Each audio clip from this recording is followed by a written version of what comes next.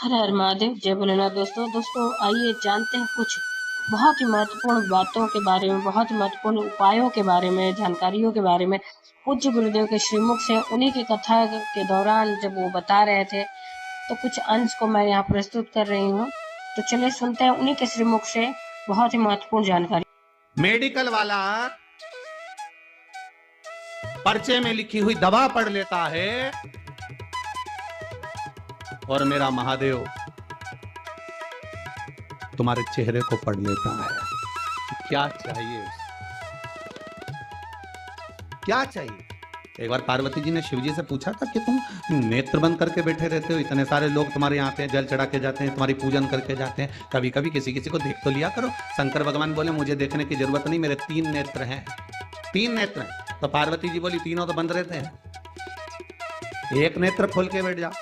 शंकर भगवान बोले मुझे नेत्र खोलने की जरूरत नहीं है, मेरे 3 नेत्र हैं। तो पार्वती जी ने पूछा तुम्हारे 3 नेत्र हैं और तीनों नेत्र तो बंद रहते हैं, फिर आप किस नेत्र से भक्त के हृदय की बात को पढ़ते हो?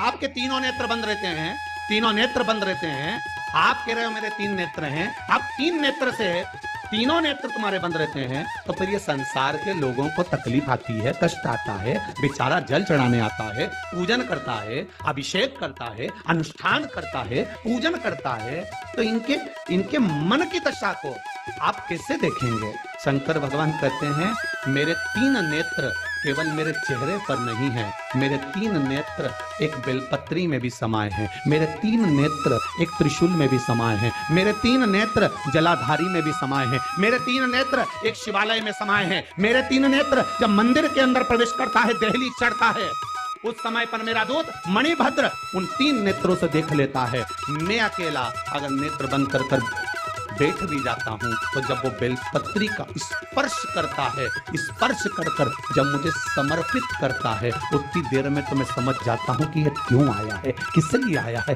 क्या चाहता है। उस स्पर्श से समझा जाता है, स्पर्श से। आज भी हमारे रिसर्च वालों ने रिसर्च किया है, मात्र स्पर्श से समझा जा सकता है कि व्यक्ति का व्यवहार कैसा है। स्पर्श से एक व्यक्ति, एक पुरुष एक कन्या को या स्त्री को या नारी को या किसी एक व्यक्ति को अगर स्पर्श करता है, तो उससे मालूम पड़ जाता है कि इसकी लालसा क्या है। स्पर्श मात्र से पहचान हो जाती है कि ये चाहता क्या है। बस उसी तरह शिव कहते हैं बेलपत्री का मात्र स्पर्श, जब बेलपत्री चढ़ाने वाला डंडी को पकड़कर चढ़ाता है, मैं समझ जाता हूं कि ये कहीं ना कहीं चिंताग्रस्त है। जब बेलपत्री चढ़ाने वाला मध्य भाग को पकड़कर चढ़ाता है, मैं समझ जाता हूं कि इसकी ग्रह दशा के अंतर्गत घर में इसको चिंता बहुत है। जब बेलपत्री 2 पत्तियों का स्पर्श कर चढ़ाता है, मैं समझ जाता हूं संतान के रोग और बीमारी का तकलीफ है। जब बेलपत्री बीच की पत्ती को पकड़कर वो मुझे समर्पित करता है, मैं समझ जाता हूं इसको वैभव और धन की कमी है। जब बेलपत्री थोड़ी सी भी गीली होती है, जब वो चढ़ाता है, मैं समझ जाता हूं कि इसके तन में कोई रोग समाया हुआ है। बेलपत्री में कोई दूध पीछे रह जाता है और ये समर्पित करता है, मैं समझ जाता हूं अदालत का कोई केस चल रहा होता है। बेलपत्री का मात्र एक स्पर्श तक बता देता है कि बेलपत्री चढ़ाने वाला किस भाव से बेलपत्री चढ़ा रहा है और चढ़ाकर महादेव ने उसको कैसे स्वीकार करा। ये तक हमारा स्कंद पुराण, लिंग पुराण और शिव पुराण बता देता है कि बेलपत्री चढ़ाने का तरीका क्या है। दुनिया के लोगों बेलपत्री का स्पर्श मात्र बता रहा है, स्पर्श मात्र। तो उम्मीद करते हैं जानकारी आपको अच्छी और उपयोगी लगी होगी। अगर अच्छी और उपयोगी लगी तो एक लाइक छोटा सा अवश्य करिए।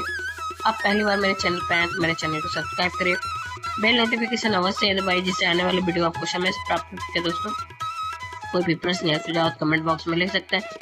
फिर मिलते हैं दोस्तों एक नई जानकारी के साथ नए वीडियो में। तब तक के लिए जय भोलेनाथ, हर हर महादेव, श्री शिवाय नमस्तुभ्यम। धन्यवाद दोस्तों।